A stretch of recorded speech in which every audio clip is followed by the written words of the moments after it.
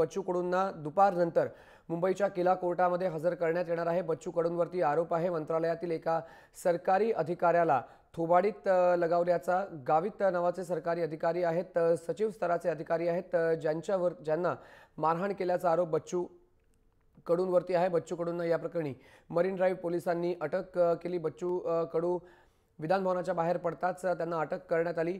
या संपूर्ण प्रकरणामध्ये बच्चू कडूंचा जबाबही नोंदवण्यात आलेला आहे। त्यांना कोर्टामध्ये थोड्याच वेळात हजर केलं जाईल। मात्र बच्चू कडू यांनी मारहाण केल्याच्या निषेधार्थ सरकारी अधिकाऱ्यांनी जो संप पुकारला होता तो सध्या स्थगित करण्यात आलेला आहे। सोमवार सकाळपर्यंत हा संप स्थगित करण्यात आलाय। प्रत्येकाची एक चौकट आहे। काम एखाद्या अधिकाऱ्यानं केलं नाही तर त्याच्या अंगावर हात उचलायचा का नाही उचलायचा हे त्या लोकप्रतिनिधी ठरवायचं।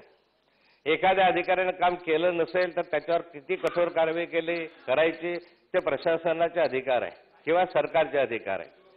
पण अध्यक्ष महोदय, या राज्यामध्ये प्रशासन अधिक विरुद्ध लोकप्रतिनिधी हा वाद या राज्याला योग्य नाही। मला मान्य आहे की काही अधिकारी या संदर्भामध्ये अधिक जरा 10% 20% अधिकच वागतात।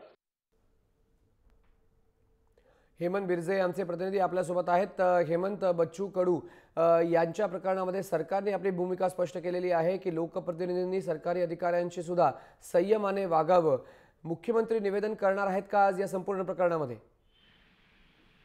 मयांक, मुख्यमंत्र्यांनी निवेदन करावं अशा पद्धतीची विरोधकांची मागणी आहे। कारण नोकरशाहीला कुठेतरी सरकार बळी पडते आणि नोकरशाहीच्या अधीन गेलेलं आहे सरकार आहे अशा पद्धतीची टीका विधानसभेत आता ज्या पद्धतीने आमदारांनी आपली भावना व्यक्त केली त्यामध्ये ज्या आमदारांना अटक होताना पोलिसांचं बळ वापरलं गेलं हे निंदनीय आहे अशा पद्धतीची लोकप्रतिनिधींची भावना आहे। आणि त्यामुळे मुख्यमंत्र्यांनी निवेदन करावं अशा पद्धतीचं वक्तव्य लोकप्रतिनिधींनी केलं। आता मुख्यमंत्री यावर भूमिका मांडतायत का हे पाहणं गरजेचं आहे। पण आता बच्चू कडूंना ज्या मरीन लाईन पोलीस स्टेशनमध्ये काल रात्री आणण्यात आलं, नंतर 2 वाजता आझाद मैदानच्या लॉकअपमध्ये ठेवण्यात आलं।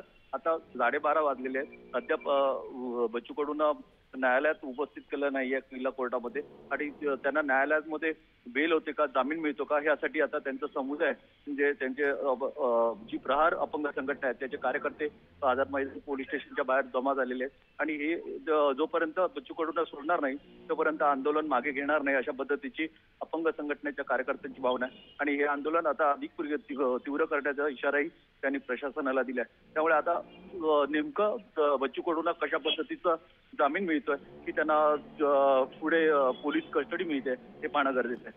धन्यवाद हेमंत दिलेल्या माहितीबद्दल। बच्चू कडूंना जामीन होतो का पोलिसांची कोठडी मिळते हे पाहावं लागेल। मात्र या संपूर्ण प्रकरणामध्ये आता बच्चू कडूंना थोड्याच वेळामध्ये किला कोर्टामध्ये हजर केलं जाईल।